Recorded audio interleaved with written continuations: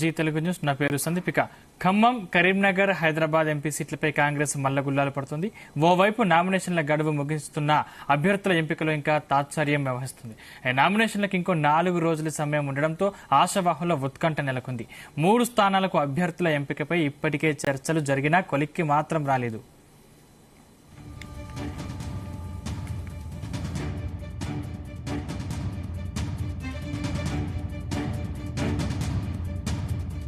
Khammam, Karimnagar, Hyderabad MP సీట్లపై Congress మల్లగుల్లాలు పడుతుంది. ఓవైపు నామినేషన్ల గడువు ముంచుకొస్తున్న అభ్యర్థుల ఎంపికలో ఇంకా తాత్పర్యం వహిస్తోంది.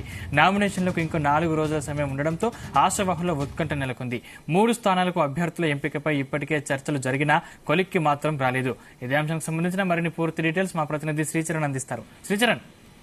సందీప్, కాంగ్రెస్ పార్టీ 3 ఎంపిక సీట్లు ప్రస్తుతం కాంగ్రెస్ పార్టీకి తలనొప్పిగా మారాయని చెప్పుకోవాలి. ఖమ్మం, కరీంనగర్ తో పాటు హైదరాబాద్ స్థానాలకు అభ్యర్థులను ప్రకటించడంపై ఇంకా గందరగోళ పరిస్థితి నెలకొని ఉంది. ఈ 3 స్థానాల్లో సీనియర్లు పోటీ పడుతుండటంతో ఎవరికి టికెట్ కేటాయించాలనే అధిష్టానానికి ఇబ్బందిగా మారింది. ముఖ్యంగా కరీంనగర్ తో పాటు ఖమ్మం స్థానాల్లో సామాజిక సమీకరణాల పైన కూడా పొత్తు కుదరడం లేదు. ఖమ్మం జిల్లాకు వస్తే అక్కడ హేమీలు ఉన్నారని చెప్పుకోవాలి. సీనియర్ మోస్ట్ పాలిటీషియన్స్ ఇటు తుమ్మల నాగేశ్వరరావుతో పాటు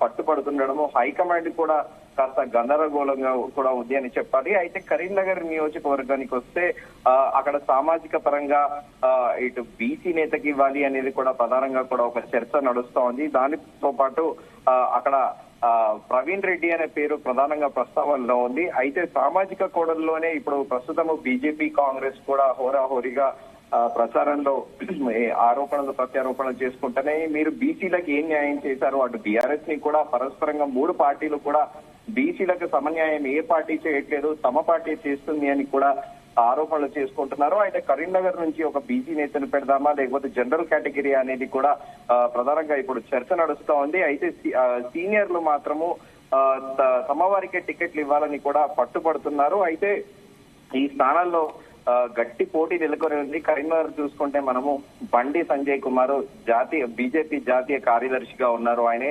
అలాగే ఆయనతో పాటు కూడా ఆయనకి పబ్లిక్ లో మంచి మాస్ నుంచి కూడా పబ్లిక్ లో ఒక మ్యాన్ ఆఫ్ మాసెస్ గా కూడా పేరుంది బండి సంజయ్ కి. ఇప్పుడు ప్రస్తుతం కరీంనగర్ లో కూడా బండి సంజయ్ కి వేవ్ నడుస్తోంది, ఒక positive wave. So Bandi Sanjay ని ఢీకొనేలా కాంగ్రెస్ అభ్యర్థిగా ఎవరిని ప్రకటించాలనేది కూడా ఇంకా డైలమాలో ఉంది. ఖమ్మం గురించి మనం ముందుగా అనుకున్నట్టు ఇటు Renuka Chowdhury senior most Congress leader, ఆమె కూడా కమ్మ సామాజిక వర్గానికి చెందిన వాళ్ళకి టికెట్ ఇవ్వాలని ఆమె పట్టుబడుతుండడము, ఇటు నేతలందరూ కూడా తమ వర్గీయులకు ఇవ్వాలని ఇటు రెడ్డి సామాజిక వర్గంతో పాటు అటు కమ్మ సామాజిక వర్గం కూడా, అలాగే దానితో పాటు ఎస్సీ సామాజిక వర్గం వాళ్ళు కూడా టికెట్లు డిమాండ్ చేస్తున్నారు. ఇంకా హైదరాబాద్ పార్లమెంట్ కాన్స్టిట్యున్సీ విషయానికి వస్తే ఎంఐఎం కి కంచుకోటగా దాదాపు 4 డెకెట్స్ నుంచి కూడా ఎంఐఎం కి కంచుకోటగా ఉంది.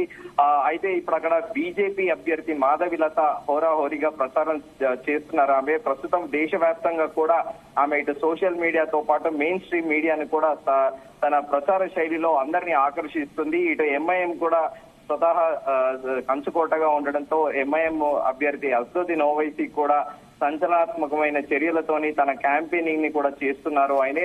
సో హైదరాబాద్ పార్లమెంట్ అభ్యర్థిగా కాంగ్రెస్ పార్టీ ఇప్పటికి కూడా ప్రకటించకపోవడము, అయితే గడిచిన కొద్ది రోజులుగా ఒక ఊహాగానాలు వదంతులు అయితే వ్యాపిస్తున్నాయి. అక్కడ ఎంఐఎం చీఫ్ అసదుద్దీన్ ఓవైసీ ముఖ్యమంత్రి రేవంత్ రెడ్డిని అభ్యర్థించారని, తనకు హెల్ప్ చేయాలని, సో కాంగ్రెస్ అక్కడ ఒక డమ్మీ అభ్యర్థిని నిలబెట్టబోతోంది అని, ఒక ముస్లిం అభ్యర్థిని కాక ఒక హిందూ అభ్యర్థిని నిలబెట్టబోతోంది అని కూడా విస్తృతంగా ప్రచారం నడుస్తోంది. ఇది కేవలం వదంతులు, ఊహాగానాలే, దీన్ని మనం అథెంటిక్ గా తీసుకోకూడదు. అయితే ఇలా ఈ 3 సీట్ల మాత్రం ఇప్పుడు ప్రస్తుతం కాంగ్రెస్ పార్టీకి తలనొప్పిగా మారాయి. అయితే గతంలో కూడా ప్రచారం నడిచింది టెన్నిస్ స్టార్ సానియా మిర్జాకి టికెట్ ఇవ్వబోతున్నారు అని కూడా. అటు సానియా మిర్జా సోదరి కూడా ఇటు ఎంఐఎం అభ్యర్థి అసదుద్దీన్ ఓవైసీ కుటుంబ సభ్యుల్ని వివాహం ఆడడము ఇలా బంధుతో ఉన్న నేపథ్యంలో సానియా మిర్జాకి ఇవ్వరు అనేది కూడా ప్రచారం జరిగింది. అయితే అజరుద్దీన్ మాజీ Bharat cricket captain Azharuddin Sania Mirza name refer చేశారనేది కూడా ప్రచారంలో ఉండేది.